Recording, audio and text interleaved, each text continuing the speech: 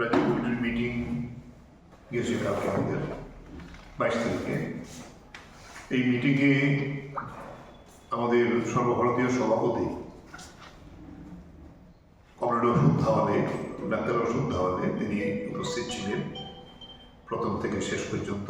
তিনি আজকেও আমাদের সাথে এই সাংবাদিক সম্মেলনে আছেন। তা আমি প্রাথমিকভাবে কথা বলবো, তারপরে তিনি গোটা দেশের এবং আমাদের রাজ্যের অবস্থাটা আমরা আলোচনা করেছি। আমরা আমাদের মূল বিষয় ছিল সাংগঠনিক বিষয় এবং কৃষকদের অবস্থা নিয়ে আমরা কি করে আন্দোলন গড়ে তুলব, এই বিষয়গুলো কালকে মিটিংয়ের প্রধান আলোচনা ছিল। আমরা প্রথমেই শুরুতে আমাদের সম্প্রতি গত পরশুদিন যে প্রয়াত হয়েছেন প্রাক্তন বিধায়ক মাধব সাহা এবং আমাদের রাজ্য সম্পাদক বোর্ডের একজন সদস্য কৃষক নেতা গৌরাঙ্গ ঠাকুরতা গত 2-3 মাস আগে প্রয়াত হয়েছিলেন। এই স্মরণে আমরা প্রথম আলোচনা সুপ্রস্তাব নেই। এরপরে আমাদের রাজ্যের বিভিন্ন প্রান্তে যারা গত রাজ্য কমিটির মিটিংয়ের পর থেকে প্রয়াত হয়েছেন তাদের স্মরণে আমরা সুপ্রস্তাব নিয়ে আমাদের সাংগঠনিক কাজ শুরু করি। প্রথমেই আমাদের সভায় সভাপতি কমরেড ওষুধ ধাওয়ালে তিনি সর্বভারতীয় কৃষক আন্দোলনের পরিস্থিতি এবং সংযুক্ত কিষাণ মোর্চার যে বিভিন্ন কর্মসূচি এবং দেশের কৃষকদের উপর যেভাবে মোদী সরকার একের পর আন্দোলন সংগঠিত করেছেন তার বর্ণনা এবং আমাদের সংগঠনকে কিভাবে ত্রিপুরা রাজ্যে আমরা এগিয়ে নিয়ে যাব সর্বভারতীয় সংগঠনের একটি অঙ্গ হিসাবে। এখানে আমাদের কৃষক সভার 2টি ঋণী আছে, সারা ভারত কৃষক সভা রাজ্য কমিটি আর ত্রিপুরা গণমুক্তি পরিষদ, তারাও আমাদের সর্বভারতীয় কমিটির দ্বারা অনুমোদিত একটি সংগঠন। দুইটাকে মিলিয়েই আমাদের রাজ্যের এই কৃষক আন্দোলন। গণমুক্তি পরিষদও সম্পাদক সহ সমস্ত নেতৃত্ব কালকের সভায় উপস্থিত ছিলেন। এটি আমাদের পদ্ধতি। এখানে যে আলোচনাটা আমরা হয়েছে আমি সংক্ষেপে বলব। রাজ্যের কৃষকদের অবস্থা সবচেয়ে ভয়াবহ গত 8 বছরে, এই মার্চে 8 বছর হবে। কোনো বিএলডব্লিউ স্টোরে গিয়ে কৃষকরা সার পায় না, বীজের কোনো জায়গায় কোনো দেখা নেই। জলসেচে যে শুরু থেকেই যে অবস্থা হয়েছিল তার প্রতি বছরেই তার অবনতি হচ্ছে। কৃষক একটা বিরাট অংশ ফসল করা ছেড়ে দিয়েছে, লাভ হয় না। ঋণের ভারে লুচ্ছ, কোনো ব্যাংক থেকে সহজ শর্তে যে ঋণের ব্যবস্থা ছিল 4% সুদে, এটা নেই। এখন কৃষকদের এই যে মাইক্রো ফিন্যান্স যেগুলো আছে, এই গজিওটা আছে আমাদের রাজ্যে প্রায় 100-র উপরে সংস্থা আছে, তার চক্রবৃদ্ধি হারে সুদ এবং এই থেকে নিয়েই কৃষককে ঋণের ভারে জর্জরিত। কৃষক ধান কেনা 2 মাস পরে শুরু করেছে, তারপরও এটা আপনাদের মিডিয়াতে এসছে, কৃষকরা গিয়ে ধান জমা দিতে পারছে না। কাল কয়েকটা খবরের কাগজ খবর করেছে যে ধান কেনা কমিয়ে দিয়েছে আর রেশনের চাল আসছে বাইরে থেকে। এটা কেমন কথা?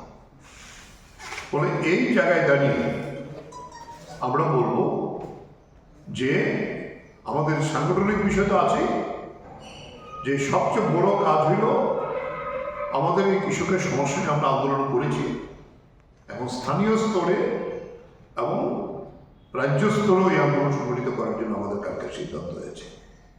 আমরা আগামী 1 মাস সময়ে গোটা রাজ্যের সমস্ত BLW store, superintendent agricultural office, sector অফিসগুলোতে আমাদের বিক্ষোভ হবে। আর বিধানসভার আগামী অধিবেশন, বাজেট অধিবেশন, যেখানে নীতি নির্ধারণ সবচেয়ে বেশি করে হয় বাজেট হবে, বাজেট অধিবেশনে আমরা বিধানসভা অভিযান করব এবং এতে 3টি সংগঠন আমাদের সারা ভারত কৃষক সভা, গণমুক্তি পরিষদ এবং ত্রিপুরা ক্ষেত মজুরি ইউনিয়ন। তারিখটা আমরা চূড়ান্ত করিনি, কারণ তাদের সঙ্গে একটু কথা বলে চূড়ান্ত করবো, কিন্তু এটা হবে, এটা আমরা সিদ্ধান্ত কালকে নিয়েছি।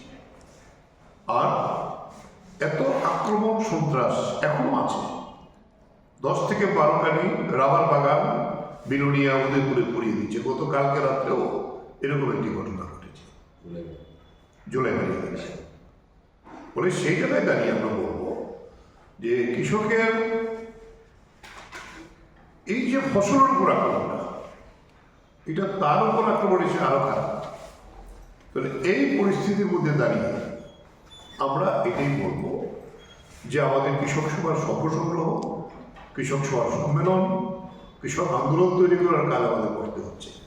কিন্তু আমরা বলবো যে আমাদের সাফল্য হল এই বছর আমরা সভ্য সংগ্রহ করেছি 901টি আমাদের প্রাথমিক কমিটি সারা রাজ্যে। গণমুক্তি পরিষদ করেছে 600-র উপরে প্রাথমিক কমিটিতে। গত বছর আমাদের মেম্বারশিপ হয়েছিল 1,29,000। এখন পর্যন্ত কৃষক সভার মেম্বার হয়েছে 1,52,000। এপ্রিল মাস পর্যন্ত আমাদের সময়। গণমুক্তি পরিষদের গত বছর মেম্বারশিপ হয়েছিল 50,000। এই বছর এখন পর্যন্ত তারা মেম্বারশিপ করেছে 87,000। তাতে বোঝা যায় 89 বলে এই জায়গায় দাঁড়িয়ে যে মানুষ আগ্রহ দেখাচ্ছে কৃষক আন্দোলনে আমাদের নেতৃত্বে যে হচ্ছে তাতে সংগ্রহ, এবং এতে আমরা একটা প্রাথমিক অনুমান করেছি এবার আমাদের রাজ্য কমিটি, জেলা, মহকুমা, স্থানীয় কমিটি থাকবেনই। 9,500-এর উপরে কর্মী নেতা এই সভ্য সংগ্রহ অভিযানে আমরা অংশগ্রহণ করেছি। তাতে এই সাফল্য এসেছে।